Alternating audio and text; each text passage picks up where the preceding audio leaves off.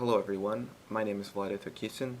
I am currently a student at SA Institute Belgrade, and today I will be presenting my major work project. The idea for this project was to create a stylized level for a 3D platformer. However, at the end I ended up making a playable demo uh, based around that one level. I decided to go with a cartoony aesthetic, mainly because I never did that with any of my previous projects, and it will also require me to do all the models by myself and make sure that all the assets are in line with the aesthetic, as well as use ZBrush a lot more. Some of my main inspirations were Banjo-Kazooie, Mario 64, and Sonic Adventure, mainly because of the aesthetic and level design. Although I'm not that good at drawing, I did create a few pieces of concept art that did help me keep my aesthetic in line. When creating individual assets, depending on their complexity, I would usually take 4 steps. Firstly, I would sculpt it in ZBrush, then I would retopologize and do the UV. Afterwards, I would bring it into Substance Painter and bake the high poly mesh onto the low poly mesh. Then I would paint the assets and texture them. Afterwards, I would finally bring it into Unreal Engine and create the shader. The way I got this Toony shader is by basically just increasing the emissive color of the material so that the assets would pop out more. As you can see for the mountain, I did the similar thing. However, with this asset, since it is so large, I couldn't really texture it.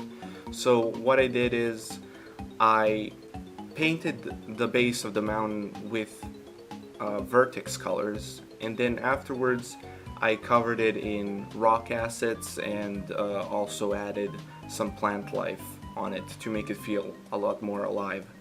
The main character is supposed to be a kind of modern take on a pirate.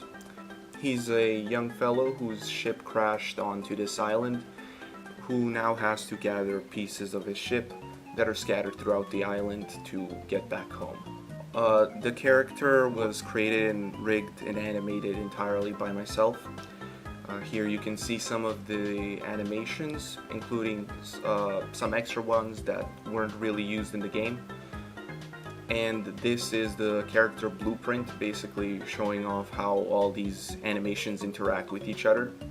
I purposely made him really stretchy to just emphasize the cartooniness of the entire game. Basically, the process of creating these character motions were that I would first do the animations in Maya, then I would export them, import them into Unreal Engine, then apply them onto the model, and in the character blueprint I would assign them to certain actions. A lot of detail went into creating the world and making it look as alive as possible. I added wind effects, I added a bunch of windmills to emphasize how windy this island truly is. And everything is constantly moving. A big emphasis, like I said before, is to make the island feel as alive as possible. So I also added a bunch of NPCs naturally. Firstly, on the beach there are a bunch of crabs. They basically just stand around and do a little dance. Then we have the birds up in the sky. The way that I did them is actually I wasn't sure how to create a flying NPC because I'm not really that big into coding. So what I did is I created an invisible plane that the bird NPCs would glide around on. And this proved to be the best way to tackle this issue because the player can never get there. So it doesn't really affect the gameplay, and it saved me the hassle of creating bird AI. And finally we have the villagers, and seeing how the entire aesthetic of the island is kind of based off of the Easter Island and the Easter Island heads, I created the villagers to have similar Easter Island heads. They're very bulky and a lot different from the main character, just so that the player can feel like they're on a different island far away from the mainland where they don't necessarily belong. The villagers just kind of walk around and are very peaceful. They have a market and a little shopping cave, which is where the character would get a power-up, which was sadly not implemented into this demo. However, this would grant the player a double jump and a whole bunch of other abilities that I concepted but didn't implement into the demo. The process of creating the NPCs was relatively similar to the main character. Basically, I would create the model, then animate it, and then import it into Unreal and give them basically a simple free roaming AI. It's nothing too special. They would just walk around in a certain area. The character would first spawn next to the crashed ship, explaining the situation and how the player ended up there. Up next, there is a opening in between the constant spikes on the beach where the player would naturally walk through. And as they're walking through this spiked area, more and more of the level is opening up and introducing it to the player. Here is where the player learns the basic premise of the entire game, which is collecting the steering wheel pieces and the jumping. So the placement of these two items introduces the player to the key mechanics. Basically, they would first collect the wheel, knowing that they should then look for more of them. And then there is a rope there which the player cannot progress through without jumping.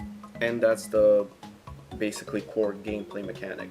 This might seem simple and obvious, but again, it's a concept to show how level design can teach the player the core game mechanics without needing for a tutorial.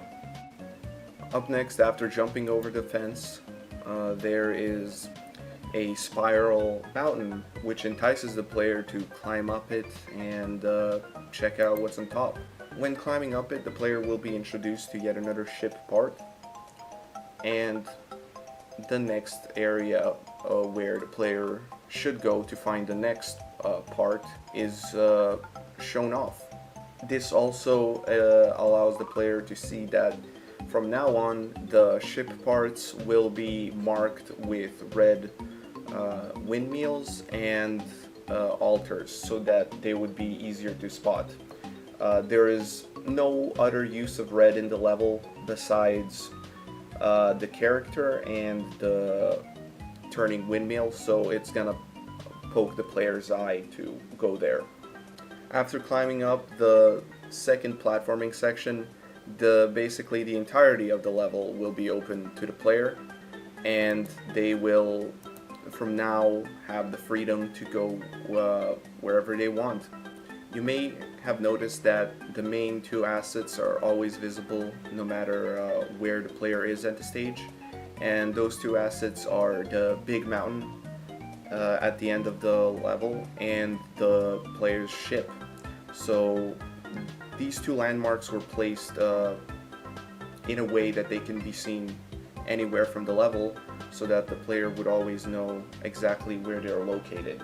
Finally, seeing as how this is the biggest asset in the game, the player would be enticed to walk up the mountain, see what's on top, and while walking up there, there would be these cannons that would shoot cannonballs and knock the player off the mountain. However, again, this wasn't really implemented.